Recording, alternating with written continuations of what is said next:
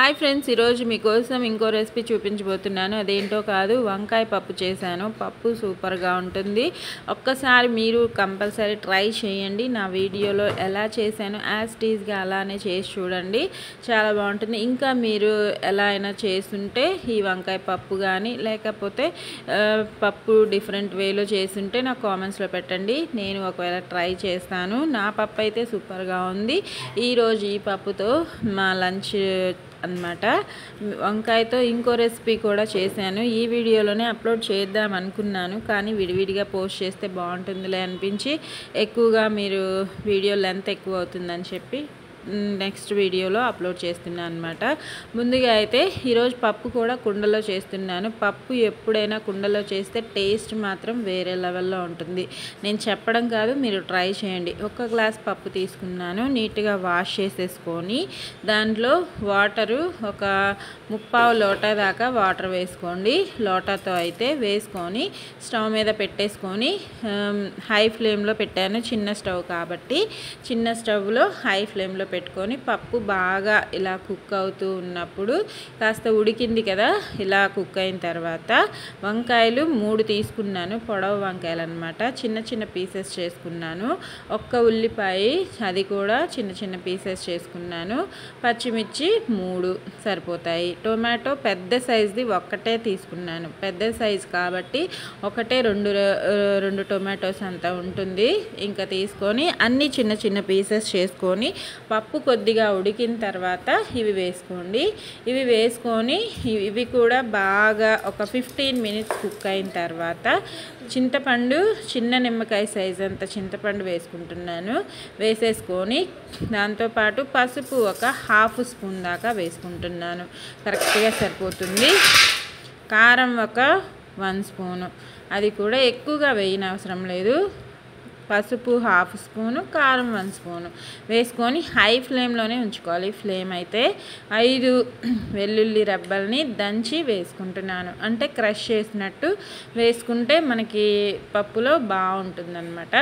ఇంకా ఇవన్నీ వేసుకొని హై ఫ్లేమ్లోనే వాటర్ కాస్త తగ్గేంత వరకు మీకు కన్సిస్టెన్సీ ఎంత కావాలి అంటే వాటర్ కన్సిస్టెన్సీ లూజ్గా ఉండాలా, కాస్త తిక్కుగా ఉండాలి చూసుకొని ఉడికించుకోండి. ఈ కన్సిస్టెన్సీ వచ్చిన తర్వాత నేనైతే స్టవ్ ఆఫ్ చేసేసుకున్నాను. ఆఫ్ చేసి తగినంత ఉప్పు 1 స్పూన్ అంతా టేస్ట్కి సరిపడా వేసుకొని చక్కగా రుబ్బి తాలింపు పెట్టుకుంటే మన వంకాయ పప్పు సూపర్గా రెడీ ఉంటుంది. మీకు నార్మల్గా అనిపించినా సరే కుక్కర్లో కంటే ఇలా కుండలో వండి చూడండి, అసలు టేస్ట్ మాత్రం చాలా బాగుంటుంది. త్వరగా కూడా కుక్ అయిపోతుంది. మనకి పప్పు కొన్ని కుక్కర్స్లో విజిల్స్ ఎక్కువ రావాల్సి వస్తూ ఉంటుంది. మా కుక్కర్ అయితే అలానే ఉంటుంది. నాకు కుక్కర్ కంటే ఇలా కుండలో చేయడం చాలా త్వరగా ఈజీగా అయిపోయినట్టు అనిపిస్తుంది. అందుకే మ్యాక్సిమం నేను అలా చేస్తూ ఉంటాను అనమాట. ఓకేనా. ఇంకా స్టవ్ మీద కళాయి పెట్టుకొని ఆయిల్ 3 స్పూన్స్ చిన్న స్పూన్తోనే వేసుకుంటాం కదా, పప్పుకి ఎక్కువగా ఏం పట్టదు కాబట్టి ఆవాలు జీలకర్ర మాత్రమే వేస్తున్నాను. తాలింపులో ఉల్లిపాయలు వెల్లుల్లి మనం ఇందాక పప్పులో వేసాం కాబట్టి ఇంకెక్కువగా అవసరం లేదు. ఓకేనా. వేసుకొని హై ఫ్లేమ్లో పెట్టుకొని అది బాగా చిటపటలాడిన తర్వాత ఆవాలు జీలకర్ర కరివేపాకు, ఎండుమిర్చి వేయట్లేదు ఎందుకంటే కారం వేసాం కాబట్టి ఈరోజు ఎండుమిర్చి వేయాలనిపించట్లేదు, అందుకే వేయట్లేదు. మీకు కావాలంటే వేసుకోండి. ఓకేనా.